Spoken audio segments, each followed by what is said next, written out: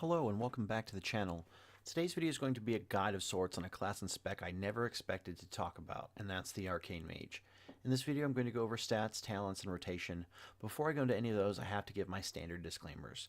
First, if you've ever watched any of my videos before, you know that I never really played a mage that much. I've always managed to level up a mage when I got bored near the end of an expansion, but not really a whole lot past that. Also, I've never played an Arcane Mage, like, ever, until this expansion. Yeah, I've tried it out and played around a little bit on it, but not anything worth really talking about. I've done some research, I've done some playing around in some dungeons, and what you're going to see here is going to be the culmination of what I found. So let's start with stats. Like many people, a good place I go to when it comes to researching things like stats is Icy Veins. Another good resource is Wowhead. But when both of these websites give you conflicting information, what do? Well, the short answer is you sim your character. I've seen other videos that talk about simming your character, and I can tell you that my noob ass found it confusing. I messed around a little bit, and I finally kind of got it figured out, and I'm going to try to break it down for you Barney style. So first, I highly recommend downloading the Twitch desktop app if you don't already have it. It's a fast and easy way to keep your add-ons up to date, and it just basically makes everything a lot easier. Once that is accomplished, you should download Simulation Craft and Pawn. Simulation Craft or SimC is great because it lets you take a snapshot of your character to be able to load into the website raidbots.com. This is a website, it's not a website, it's the website to go to. Pawn is also great because when you finally get your stat weights on raidbots, you can enter them into this add-on to see if the gear you get is going to be an upgrade for you, and if so, by how much. So when it comes to doing Simulation Craft, the way you do that is you just basically type in /simc, and it gives you this basically readout of your character and your information, your talents, your gear, etc. You hit Control C, okay, and then you go to the website. All right, so raidbots.com is pretty much a pretty easy site to work to get your stats. You simply click on here on stat weights, go back to the and paste the character snapshot that you got from the Simulation Craft add-on and generate stat weights, and it's that easy. And look, now I'm going. It's simming my character. It's basically running it through a supercomputer, doing all these supercomputery things, and this is what it says. So these are my stat weights that were put out for this. So once you get these stat weights, you can plug them into Pawn, and it'll basically let you know when you get gear if it's an upgrade or not. It's a pretty handy tool to be able to figure out what gear you should go for. Also, like with World Quests, if it's worth doing to get a certain piece of gear, because it might be the same item level, but it could be a bigger upgrade. But anyway, yeah, this is what I got from it. Icy Veins says crit, haste, mastery, versatility. Wowhead says mastery, crit, haste. So the first time I simmed my character, it said haste, crit, mastery, verse. Then I got some more gear, switched things around, and now it says, of course, intellect's always at the very top, and then crit, verse, mastery, haste. So yeah, it just kind of goes to show you that things can change with a little bit of gear, and I guess there are breaking points, but if you look at most of these numbers, aside from intellect being at the very top and haste being fairly low on the bottom, the rest of them are very close in value together. So that basically is going to tell me that anything that's an item level upgrade is going to be an upgrade. All right, now let's jump into the fun stuff, talents. Now, talents are less controversial when it comes to doing research. There are talents that will be good for AoE, talents that will be good for single target, and some talents that will depend on your playstyle and what works for you. So let's get right into this. So the level 15 talent row is pretty much going to be rule of threes. It's just really good in just about every situation. The level 30 talent row is going to kind of basically come down to Shimmer or Slipstream. So Shimmer, I like Shimmer because it allows you to move without breaking casting, but without blink, you can't blink out of stuns. Clear-casted arcane missiles you get from Slipstream are great and everything, but when you gotta, so you can DPS while you move, but you gotta hope that you have clear casting when you need to move. The level 45 row is going to depend on the fight sum and your knowledge/skill. If you know how to use it and you can maximize its use, Rune of Power is going to win out. So that being said, if you're kind of noobish like me, or you know that a fight is going to have a lot of movement, or you just don't know when the movement of a particular fight is going to be, then you're going to want to go with Incanter's Flow. Incanter's Flow, with it, it's always on, and while you can think about it and try and maximize the effect of it, you can also ignore it and still be in better shape than you'd be with Rune of Power if you don't know how either of them really work. So I would say generally, unless you know you're going to have a fight where you can have definite moments of standing still for a significant period of time, I'd go with Incanter's Flow. The level 60 row is pretty much going to be charged up. I suppose one of the other talents could be better for AoE, but having 4 arcane charges on command is pretty much going to be a winner in every circumstance. Level 75 is really going to depend on what you need to do. I like Chrono Shift because it's kind of basically for default, because your Arcane Barrage is going to slow enemies by 50% and it's going to increase your movement speed by 50%. I don't see any real uses for Ice Ward outside of PvP. And if you're coming to this channel for advice on PvP, man, you are in the wrong spot. But Ring of Frost is there. I could see there could be situations where you could use it where you need to stun or incapacitate or whatever for 10 seconds a bunch of targets coming into an area. So it could be very situational.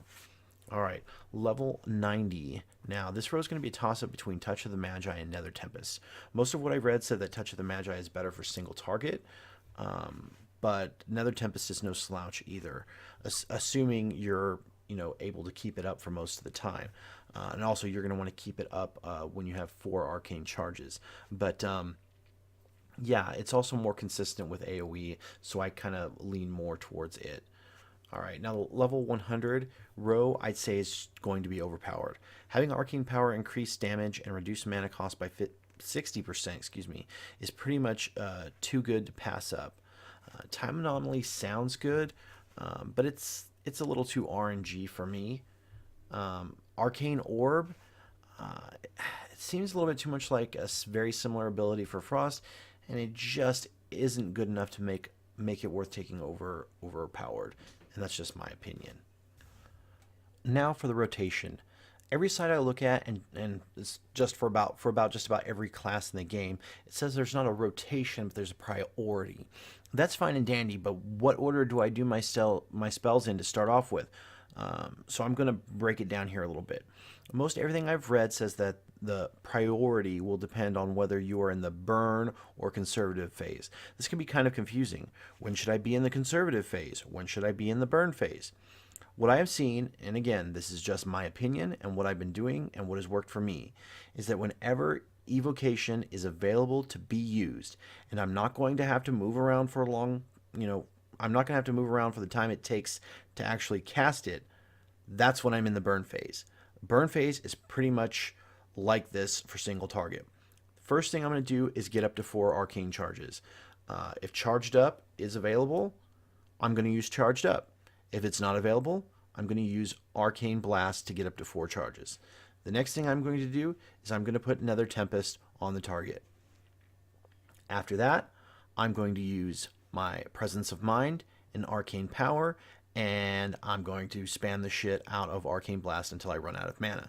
Of course, while this is going on, if I get any procs for clear casting, I'm going to use them, assuming that I get them outside of the Arcane Power 10-second window. It's kind of a waste to use them during that because your Arcane Blast is going to hit harder. But yeah, I'll use those clear casted procs when I get them, and then when I run out of mana, I'm going to cast Evocation and make sure I have 4 charges when I do it so I can cast Arcane Blast when I'm at full mana. Of course, all the while this is going on, I'm going to make sure that I'm keeping Nether Tempest up while I have 4 arcane charges. So that's pretty much the burn phase. It's pretty simple, but yeah, you got to do it right, and you got to do it. You got to be in the burn phase at the right time. So after I hit evocation, then I'm going to need to be a little bit more careful with my mana. So you're still going to want to be casting arcane blasts when you have 4 arcane charges. as much as you can, but because that's when it's going to do its most damage. But when you're about 60% mana, you got to ease off and pretty much use Arcane Barrage and start building back up your Arcane Charges while your mana regens. You can still use Arcane Missiles whenever you get a clear casting proc and keep Nether Tempest up close to 100%, just like as before. And again, just like as before, you're going to want to keep it cast it on the target when you're at 4 Arcane Charges, so you get the max benefit of it.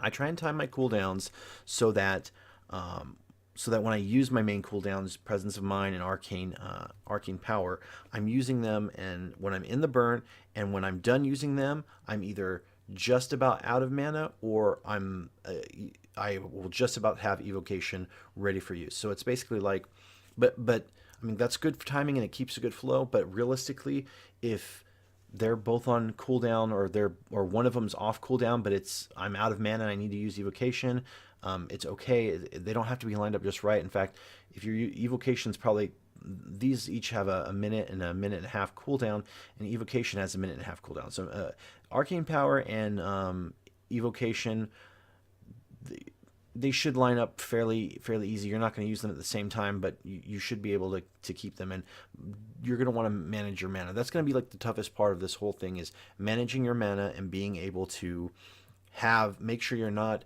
out of mana before Evocation's off cooldown, and make sure that you're able to use these two for their maximum benefit. Like when I say you should stay at 60%, because once those come off cooldown and you're ready to use them, you don't want to, or your Evocation, I should say, you don't want to have your cooldowns ready to use and you don't have enough mana to get the most benefit out of them. Like, you don't want to run out of mana when you're 5 seconds into Arcane Power and you have this debuff, but you can't cast Arcane Blast because you don't have mana and Evocation's not off. So it's kind of like making sure your timing's right and making sure you're managing your mana well, but realistically it's not super hard to do. All right, now I'm going to give a little bit of a look at what the actual rotation looks like. So I'm going to start off. I'm probably not going to talk through much of this, because every time I've tried this and I've tried talking through it, I dork up the rotation. I'm probably going to dork up the rotation anyway, but I'm going to try not to talk through this until I switch to the burn phase. So one thing I'll add is that during the burn phase, you're going to want to use your trinkets and stuff like that. So yeah, that's just something to keep in mind. So without further ado, here we go.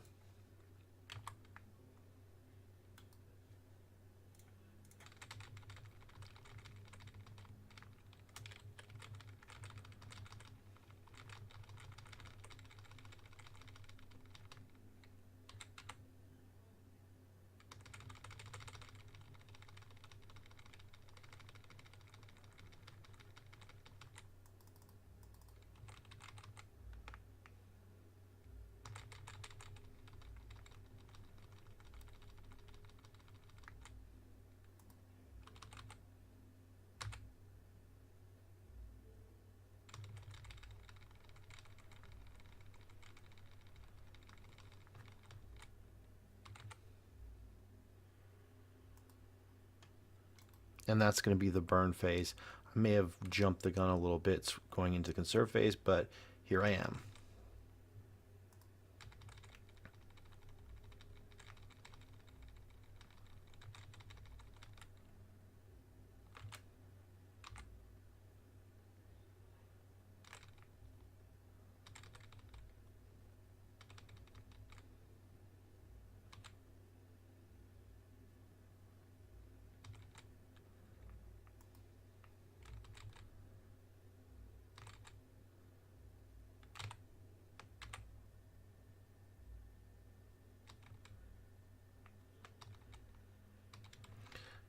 And right now I see my stuff's coming off cooldown, but I don't have the mana to actually go into the burn phase yet, so I've got to kind of manage it a little bit right now. I'm still at, like, if you see my add-on right here, it shows that I'm where I'm at as far as mana goes, and yeah, I am going to,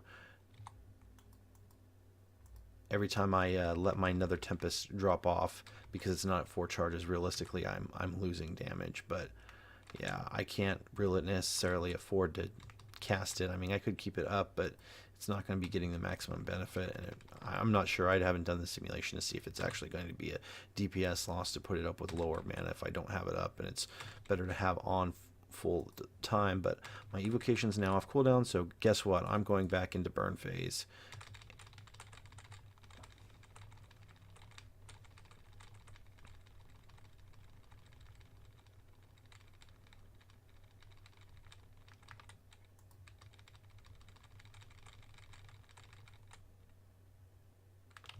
And yeah, that's pretty much it. You see my DPS, it spiked a couple times. I got up pretty high, and that's one of the good things about Arcane is that it can get up very high.